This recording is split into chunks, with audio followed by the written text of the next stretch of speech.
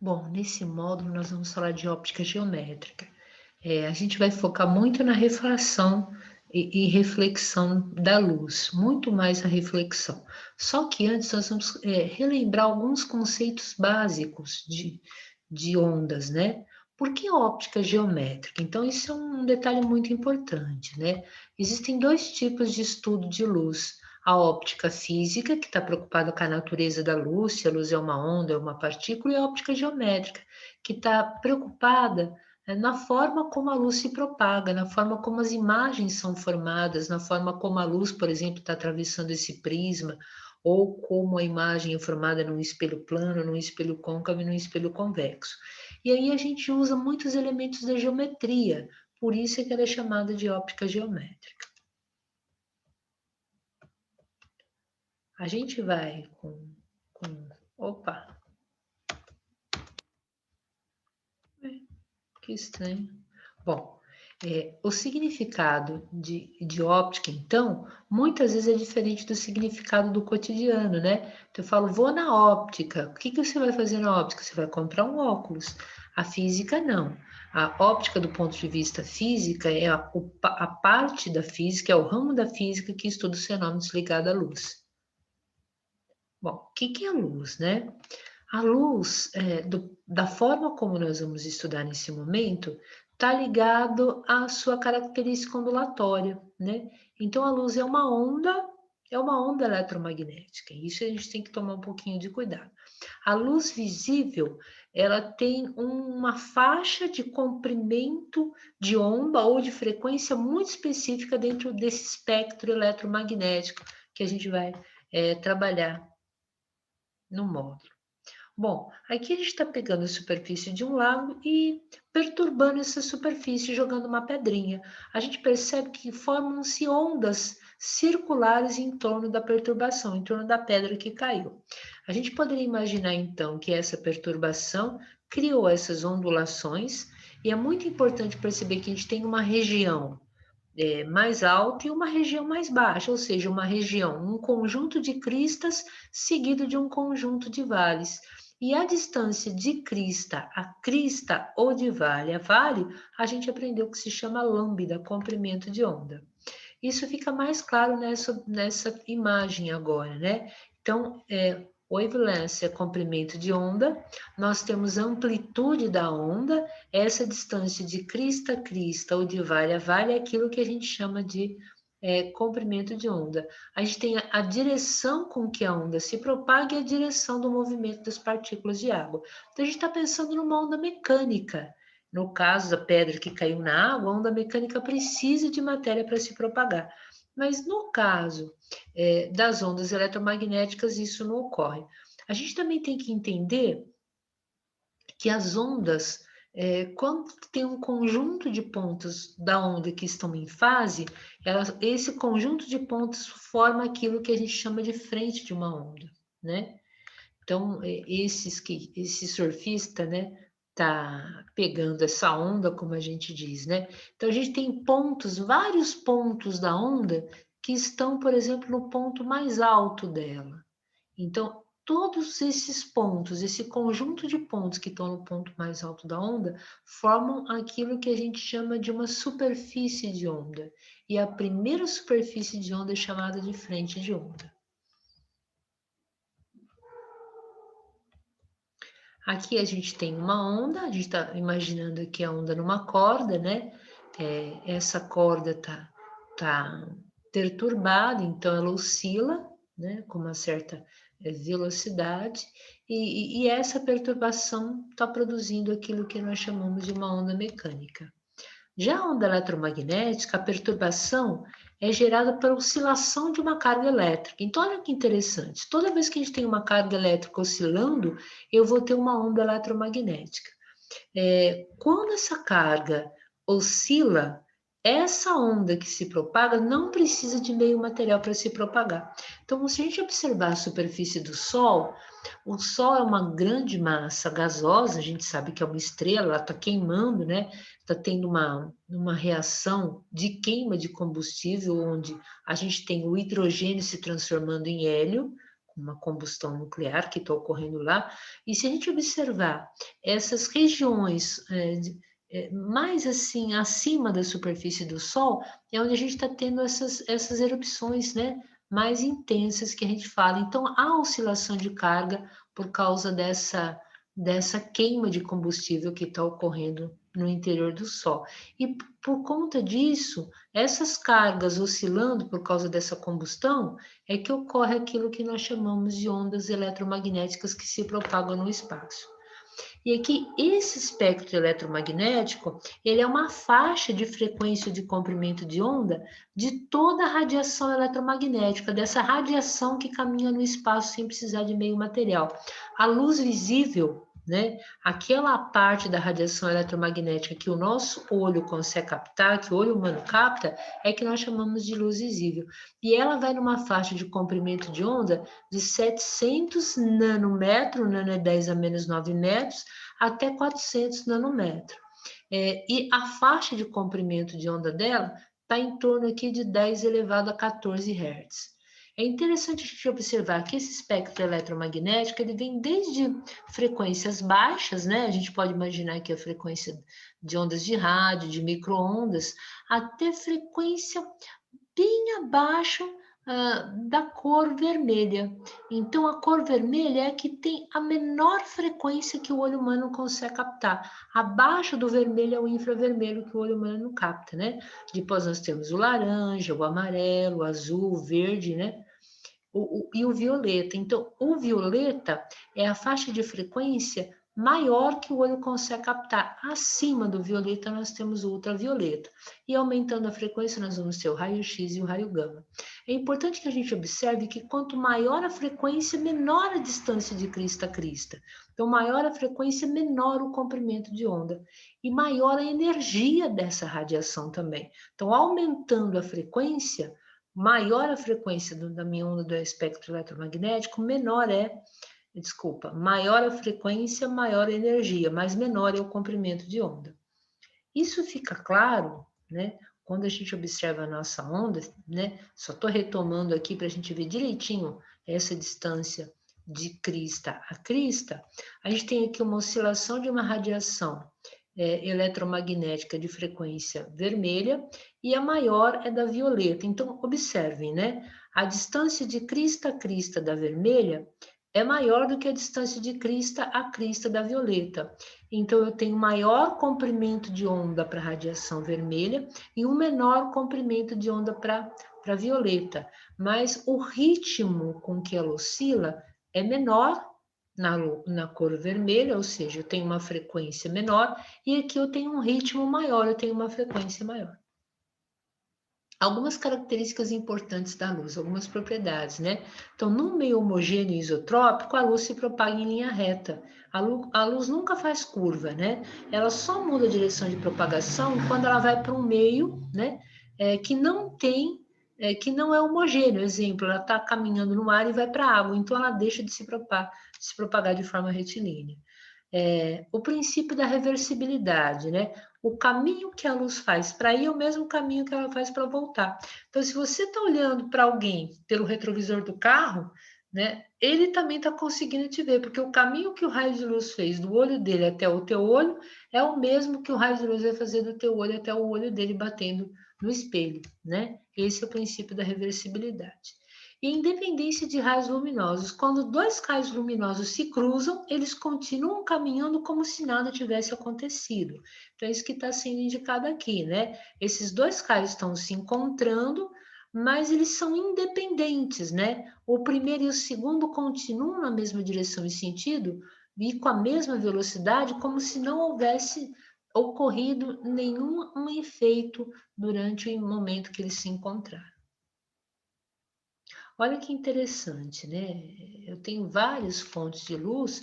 Aqui a gente consegue perceber os raios caminhando nesse meio que é um meio homogêneo de forma retilínea. Então, a gente está tendo a primeira propriedade. A gente consegue ver o princípio da reversibilidade, né? O caminho que ela faz para ir, ela faz para ela voltar. E o princípio da independência. Você vê vários raios de luz se cruzando e eles continuam caminhando como se nada tivesse ocorrido. Outro detalhe importante é sobre a velocidade da luz, né? Ela é uma velocidade finita, né? Foram realizados experimentos entre os séculos 17 e 19 e foram suficientes para descobrir que a velocidade da luz é grande, segundo a teoria da relatividade restrita de Einstein, é a maior velocidade que um corpo pode ter, é a velocidade da luz no vácuo, né? Essa velocidade é tão importante que a gente nem simboliza ela por V, a gente simboliza ela por C, né? E ela é 3 vezes 10 a oitava metros por segundo, ou 3 vezes 10 a quinta quilômetros por segundo. Ela tem um valor extremamente grande, né? Em quilômetros por hora, ela tem um valor bastante acentuado, né? Bom, só para a gente ter uma ideia, né? A distância do Sol até a Terra é uma distância muito grande, mas a luz é tão rápida que ela gasta cerca de 8 minutos para vir do Sol até a Terra, né? Existe uma unidade de comprimento chamada anos-luz. Então, o que é esse anos-luz? É a distância percorrida pela luz em um ano. Como as distâncias em astronomia são muito grandes comparado às distâncias que nós usamos no planeta Terra, como metro, quilômetro, né? Então a gente usa a distância chamada ano-luz. Então o que é isso, né? É o quanto a luz conseguiu percorrer durante um ano caminhando no espaço. Então, olha que um ano-luz corresponde a essa distância em quilômetros, é uma distância bastante grande, né?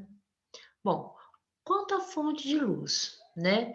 Dependendo do material sobre o qual um feixe de luz incide, ele poderá percorrer caminhos diferentes. Então, vai depender muito do tipo de material. Nós podemos classificar essas fontes de luz aqui como corpos capazes de emitir luz, seja dela própria ou refletida. E a gente pode classificar essas fontes de luz em fontes de luz primária ou corpos luminosos, né? São aquelas que emitem luz própria. Nós temos a incandescentes, que emitem luz a altas temperaturas, exemplo, o sol, a chama de uma vela, as lâmpadas de filamento, e nós temos as luminescentes, quando emitem luz a baixas temperaturas. Então, as fontes de luz primárias luminescentes podem ser fluorescentes ou fosforescentes. Quando é que ela é luminescente, ou seja, temperatura baixa, né? Mas ela é fluorescente. Emitem luz apenas enquanto durar a ação do agente excitador, exemplo, as lâmpadas fluorescentes que nós temos em casa. Enquanto a gente está acionando, né, um interruptor, tá ligado? Ela está funcionando, você desliga, ele deixa de funcionar. As fosforescentes emitem luz por um certo tempo, mesmo após ter cessado a oscilação do excitador. Por exemplo, às vezes a gente tem alguns aparelhos na nossa casa, né, que mesmo com a luz apagada, eles ainda ficam brilhando depois de alguns momentos, né? A gente tem alguns ponteiros de relógio, por exemplo, em que isso ocorre. Ele recebeu a luz do meio, né, de uma fonte primária, e como, por exemplo, a lâmpada ou o sol, e assim que cessa e você vai para o escuro, né, ele mesmo assim continua emitindo um tipo de radiação, um tipo de luz, né? Bom, a gente tem então esses exemplos de fontes, as lâmpadas chamadas de incandescentes, né? São as lâmpadas de filamento, elas transformam quase que exclusivamente energia elétrica em energia térmica, a temperatura no interior chega a ser da ordem de 2.000 graus Celsius, como a vácuo, né? Desde o filamento de tungstênio até a parte que é o bulbo aqui de vidro, essa temperatura não chega a ser tão alta no bulbo de vidro, mas lá no interior ela é em torno de 2.000 graus Celsius. Nós temos a lâmpada fria, né? Aqui não é uma lâmpada de filamento. Aqui nós temos então uma fonte de luz fluorescente, a temperatura é baixa. E nós temos aqui aquela que nós chamamos de fosforescente. Aqui nós temos os ponteiros do relógio, que mesmo consegue emitir luz mesmo sem a fonte inicial, né? Mas por pouco tempo também. Bom, fontes de luz. Como é que nós chamamos as fontes de luz secundária ou corpo iluminado? É aquele que reflete a luz que recebe das fontes primárias. Então, nós podemos falar, por exemplo, né? Nós somos uma fonte de luz, mas nós somos uma fonte de luz secundária ou um corpo iluminado. Por quê? Porque nós não temos luz própria. Se a gente ficar num ambiente completamente escuro, num quarto escuro, com a lâmpada apagada, né? então a gente não consegue emitir luz própria, mas ao receber a luz de uma lâmpada ou a luz do sol, os raios de luz chegam até o nosso corpo e são refletidos. Então, nós somos uma fonte de luz secundária. O exemplo disso também é a Lua, né? E todos os objetos que estão aqui nessa sala, né? Então, a gente está enxergando a cadeira por quê? Porque a cadeira recebeu a luz de uma fonte primária e refletiu essa luz até os nossos olhos. Tanto a cadeira, quanto o tapete, quanto essa planta, quanto o vaso, né? A mesa são todas fontes de luz secundária, porque estão recebendo a luz de uma fonte primária e estão refletindo até os nossos olhos. Reação dos materiais à luz, né? Dependendo do tipo de material, nós podemos ter a luz sofrendo algumas formas de transmissão ou não. Então, aqui a gente tem materiais que são transparentes, permitem que a maior parte da luz atravesse o material e a gente consegue observar com nitidez o que está do outro lado. Materiais translúcidos, né? A gente consegue ver só parte da luz que passa por ele, então a gente vê o objeto que está do outro lado, mas a gente não vê com nitidez, mas a gente consegue observar. E tem os opacos, esses não permitem que a luz os atravesse, então a gente não consegue ver o objeto que está atrás dele. Então, nós temos como exemplo, então, os transparentes, que é o caso do vidro, aí é um grande exemplo, né? Os translúcidos, esse tipo de material, pode ser até um vidro, mas é um vidro meio fosco, né? Um jateado, né? E aqui nós temos, por exemplo, um material completamente opaco, em que a gente não consegue ver o objeto que está atrás dele. Bom, reflexão e refração. Aqui é importante a gente já falou de refração, né? Refração a gente sabe que são fenômenos, é o fenômeno no qual a luz consegue mudar de meio, né? Por exemplo, a luz está caminhando no ar e ela atravessa para a água, e a reflexão é quando a luz bate e volta para o mesmo meio de propagação. Então, olha que interessante, a gente vai estudar especificamente reflexão nesse módulo, né? Então, a gente tem uma superfície, podemos pensar que é uma superfície de um espelho, a gente tem um raio, que é o raio incidente, deixa eu só voltar um pouquinho, né? Então, a gente tem uma superfície, a superfície, o raio de luz incidente encontra uma superfície, ele bate nessa superfície e retorna para o mesmo meio de propagação. Então, na reflexão, não ocorre mudança de meio. E a velocidade da luz muda quando a luz muda de meio. Significa que o raio incidente tem a mesma velocidade do que o raio refletido, porque a luz refletida não mudou o meio de propagação. Bom, mais uma observação, né? O raio que incide a gente chama de raio incidente. O raio que sai da superfície a gente chama de raio de luz refletido, que nós vamos simbolizar por R. No ponto onde o raio de luz incidente bateu na superfície, a gente traça uma reta que forma 90 graus com a superfície e nós chamamos essa de reta normal. E tem a primeira lei, que é a primeira lei da reflexão, que diz o seguinte: o raio de luz incidente, o raio de luz refletido e a reta normal pertencem ao mesmo plano. Então, se eu tenho aqui o plano da tela do meu notebook, eu tenho os três raios, os dois raios e a reta, todos estão nesse plano. Eu não poderia ter, por exemplo, no plano da mesa, um desses raios ou a reta normal no plano da minha mesa. Todos têm que estar no mesmo plano. Bom, segunda lei, né? Se eu tenho raio incidente, né? Tenho raio refletido, tenho a reta normal, nós vamos observar dois ângulos que vão ser muito importantes, né? Nós vamos ter o ângulo de incidência, que é o ângulo formado entre o raio incidente e a reta normal, prestem muita atenção nesse ângulo aí, e nós temos o ângulo de reflexão. O ângulo de reflexão é formado também entre a normal e o raio refletido. O que diz a segunda lei da reflexão? O ângulo de incidência I é igual ao ângulo de reflexão R. Por quê, né? Os ângulos estão relacionados com a velocidade de propagação da luz no meio. Como a luz estava no ar, por exemplo, e ela voltou para o ar, não mudou o meio. Se não mudou o meio, não mudou a velocidade e não mudou o ângulo. o ângulo de incidência, então, é igual ao ângulo de reflexão. Bom, graças à reflexão, né, da luz, a reflexão regular, que a gente consegue ver as imagens nos espelhos, que são os espelhos planos. Aqui a gente tem uma tirinha da Mônica, né, que mostra isso pra gente.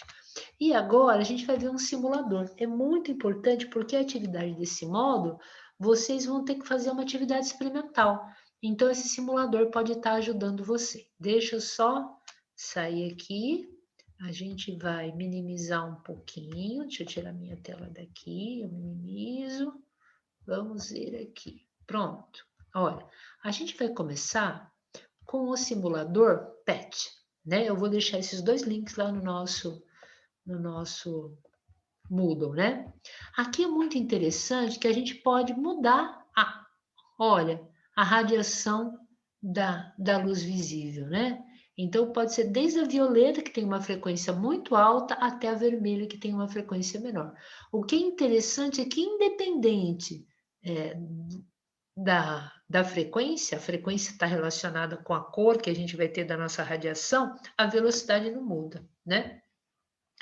E aí a gente pode ter, olha, o ângulo, a gente pode tirar ou medir um ângulo, e é muito interessante que a gente perceba também que o raio de luz incidente, ele incide sobre a superfície, parte dele é refletido e parte dele é refratado, né? A gente pode mudar o meio 1, o índice de refração no meio 1, a gente pode escolher, por exemplo, o ar para o meio 1, e aqui embaixo eu vou escolher, por exemplo, água, que é bastante comum, né? Eu posso mudar a inclinação do ângulo de incidência, isso é muito, muito interessante, se a gente conseguir fazer isso, olha, né? Prestem atenção que para esse par ar-água, como a água é o índice de refração, né? A gente viu lá no slide anterior, a água é mais densa que o ar, então ele tem um índice de refração maior que a água. O índice de refração da água é 1 e o índice de refração Desculpa, o índice de refração do ar é 1 e da água é 1,333. Então, a luz, ela anda mais devagar na água. Como é que eu observo isso? Pelo ângulo, né? Então, o raio incidente forma com a normal aqui um ângulo de 61,6 graus. Parte da luz que chegou, parte é refletida e parte é refratada. Como na água a luz caminha mais devagar, o ângulo com a normal é menor. Então, vocês podem observar, olha, quanto mais, olha, mesmo que eu diminua o ângulo de incidência, o ângulo refratado sempre vai ser menor, mas o ângulo de reflexão não, né? Então, a parte da luz que bate na superfície d'água e volta, forma com a normal o mesmo ângulo. Por quê? Por causa da segunda lei da reflexão. Então, vamos olhar como é interessante, né? A gente pode usar um sensor aqui, deixa eu ver, eu quero medir essa intensidade, olha. Então, a gente tem aqui, ó, 100% da luz incidente, né? Desse 100% da luz que incidiu, quanto é que atravessou? 92,92% e parte voltou para o ar, os 7,8%, né? Vamos mudar a radiação para ver se essa porcentagem continua, né? Olha. Então, quanto nós temos aqui? 100% de luz incidente, agora nós temos, olha, 92,68%, e nós só vamos ter aqui 7,32%. Vamos mudar agora para verde, para ver se muda, né, com a frequência, 92,83 e 7,17, né? Vamos lá para a cor vermelha, né? 7,07, olha que interessante, né? Olha. Então, quando eu mudo a frequência da cor, né, da luz que eu tô enviando, do meu espectro eletromagnético, muda a porcentagem de luz que é refletida e, consequentemente, a porcentagem de luz que é refratada. A gente consegue perceber, olha, que para violeta, a gente tem uma porcentagem de luz refletida de 7,42% da inicial. Então, a gente tinha 100% de violeta, ó, olha, refletida foi 7,42 e atravessou, refratou 92,58.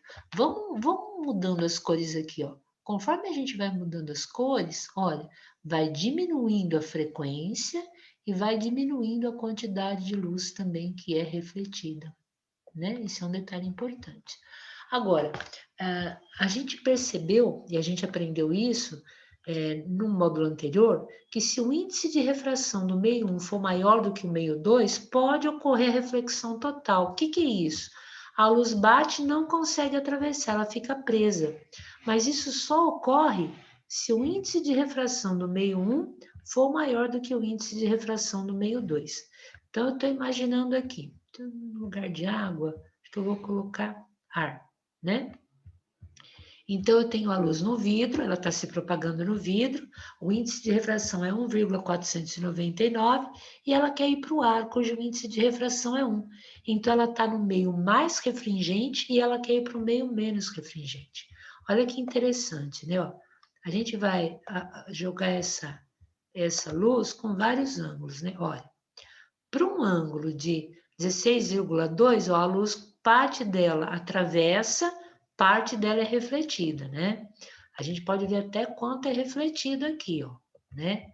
Olha, conforme eu vou aumentando o ângulo com a normal, o ângulo de incidência, a gente vai percebendo que o ângulo de refração vai aumentando. Então, olha só, eu estou aumentando aqui mais um pouquinho, ó, aumentei mais um pouquinho de incidência, aumentou mais o de refração. Até que chega um momento, olha, em que a gente vai perceber que ela atravessa, mas ela vai atravessar formando 90 graus com a superfície de separação. A partir desse momento, toda a luz volta.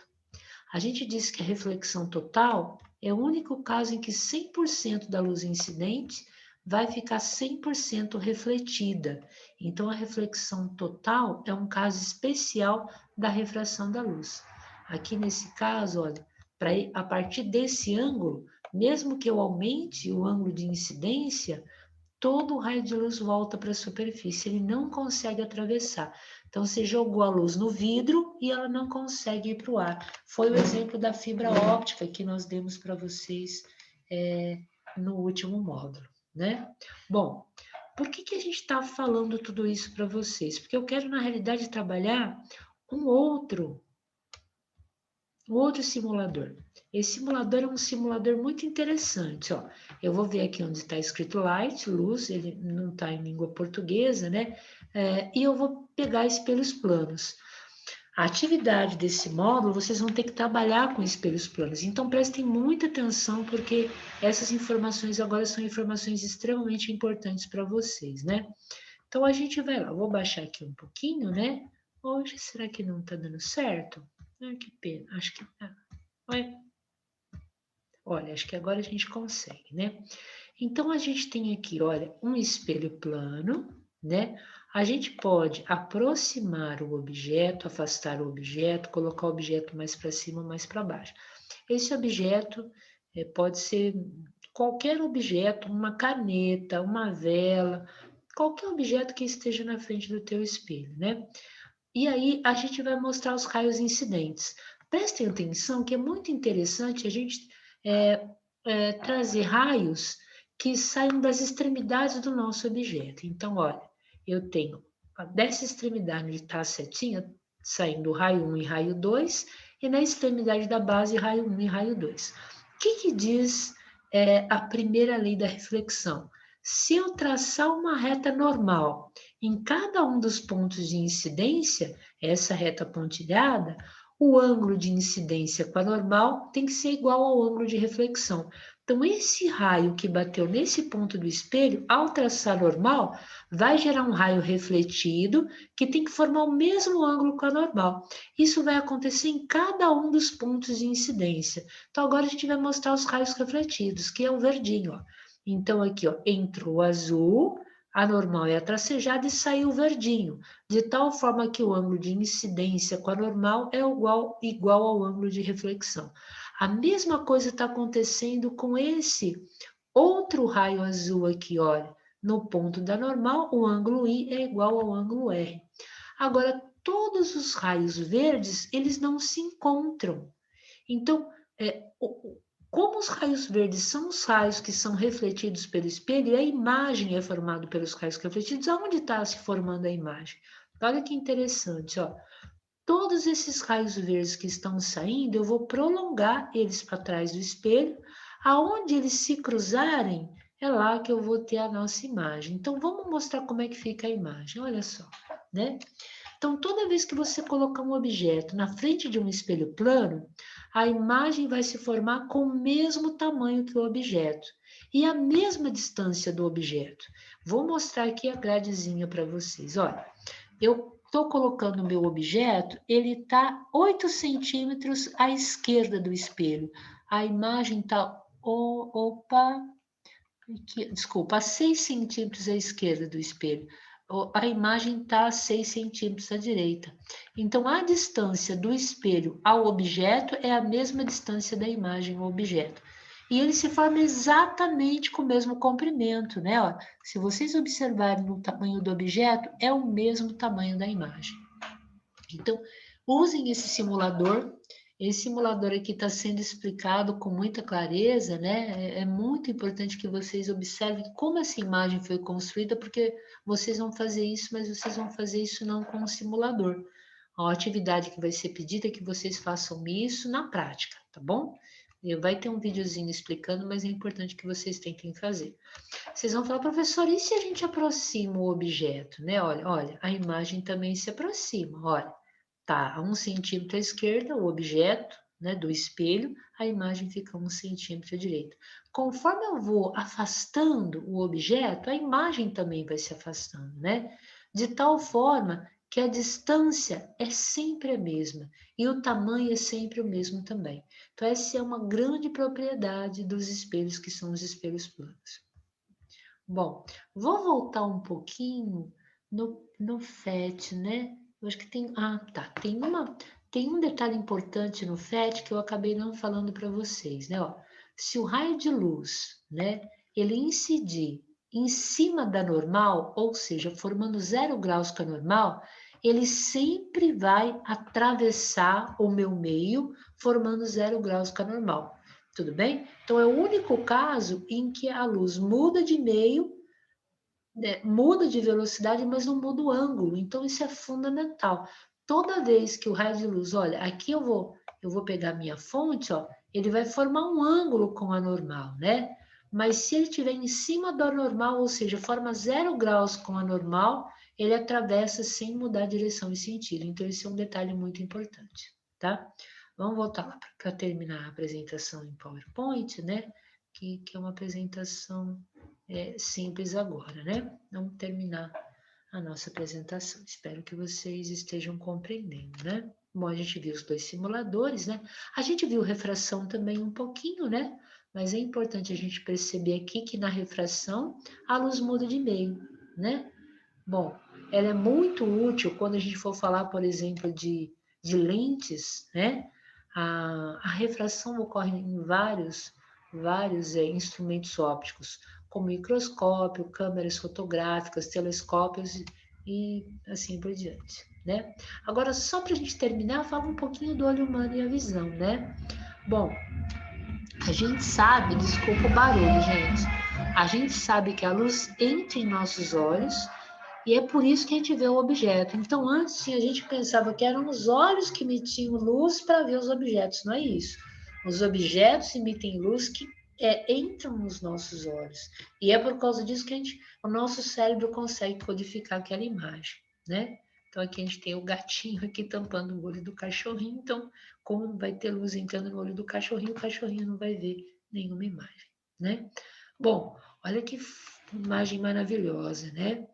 É uma imagem aqui, essa partezinha aqui, ó, a gente vai ver o que que é íris, o que que é pupila, onde é que está o cristalino, né? O que que é córnea. Então, vamos analisar isso com bastante cuidado, né? Então, durante a visão, a luz atravessa a córnea. A córnea é essa película transparente bem que está envolvendo todo o globo ocular, né? E ela entra nos olhos através da pupila. A pupila é esse buraquinho que pode abrir ou fechar, né? Uma abertura presente na íris. Íris é a parte colorida dos nossos olhos. Para que interessante, ó. Olha, então, essa parte colorida é a íris, né? E essa aqui é a pupila. A pupila abre ou fecha dependendo da quantidade de luz que tem no ambiente. Se o ambiente tem muita luz, a pupila fecha. Se o ambiente tem pouca luz, a pupila abre. Isso é muito parecido com os dispositivos ópticos, né, que precisam receber mais ou menos luz. E essa camadinha que envolve aqui todo o olho é a nossa córnea. Prestem atenção que a luz vai sair do ar, vai atravessar a córnea tem um índice de refração diferente do ar, né? Então vai haver uma refração. Bom, após isso, a luz chega no cristalino. O cristalino é uma lente. E é muito interessante que essa lente, ela é presa por músculos, né? Esses músculos, eles podem esticar ou afrouxar a lente. É por causa desse movimento que você consegue focalizar os objetos que estão próximos ou distantes de vocês, né? E aí essa lente consegue focalizar o objeto lá no fundo do globo ocular, que é a retina, né? Onde a imagem é formada. Então, a imagem, ela se forma lá na retina, mas ela não é processada lá, né? Olha que interessante, ó. Então, essa imagem é uma imagem muito boa. A gente tem a córnea, que é essa película, a gente tem aqui, ó, aquela parte pretinha que a gente chama de pupila, a parte colorida é a íris, e aqui nós temos a nossa lente chamada cristalino. A pessoa que tem catarata é quando essa lente que é transparente, ela começa a ficar com depósitos de materiais e ela vai escurecendo, ela fica opaca. Então, se a pessoa tem catarata, a luz não consegue mais entrar no interior do globo ocular. Esses músculos aqui nas extremidades desse cristalino é que fazem a lente ficar mais esticadinha ou mais frouxa. Então, é ela que dá o foco para que a imagem se forme lá na retina. Só que antes disso existe um líquido chamado humor vítreo. Então, olha que interessante, a luz caminha, ela sofre refração, ela encontra a córnea, vai encontrar aqui, olha, o cristalino, vai encontrar o humor vítreo, cada um tem um índice de refração diferente, e aí sim, aí ela chega aqui naquilo que nós chamamos de nossa retina, né? A imagem, esses pulsos nervosos são enviados pelo nervo óptico para o cérebro, e aí sim, aí a imagem é codificada no cérebro, tá bom? Então é só para a gente entender direitinho um pouquinho de como é que as imagens são formadas no nosso globo ocular, né? A retina é coberta com inúmeras células sensíveis à luz. As informações por elas recebidas são enviadas por meio do nervo óptico até o cérebro, onde finalmente as imagens são interpretadas, né? Os meios de formação de imagem no olho humano serviram como modelo para o funcionamento de muitos instrumentos ópticos, como as câmeras fotográficas. Olha que interessante, a gente tem a árvore, não se esqueçam que a luz se propaga em linha reta, então o raio de luz que estava no início da árvore, ele vem, a imagem vai se formar nessa região aqui da retina. E o raio de luz que sai lá da raiz, ó, se propaga em linha reta, né? Atravessa, que passa pelo cristalino, então, aqui vai se formar a imagem da parte inferior da nossa árvore. Então, na nossa retina, a imagem se forma de ponta cabeça em relação ao objeto. É a partir da codificação dela no nosso cérebro é que a imagem formada na retina é invertida e a gente vê ela da forma como ela é, né? Uma câmera fotográfica é muito parecida com o globo ocular, né? Ela também tem uma lente parecida com a do cristalino. Essa lente, você mexe no foco da lente para fazer com que a imagem fique nítida lá no filme fotográfico, né? O filme faz o papel da nossa retina, tá bom? Bom, façam o experimento que está sendo solicitado e venham no atendimento caso vocês tenham dúvida.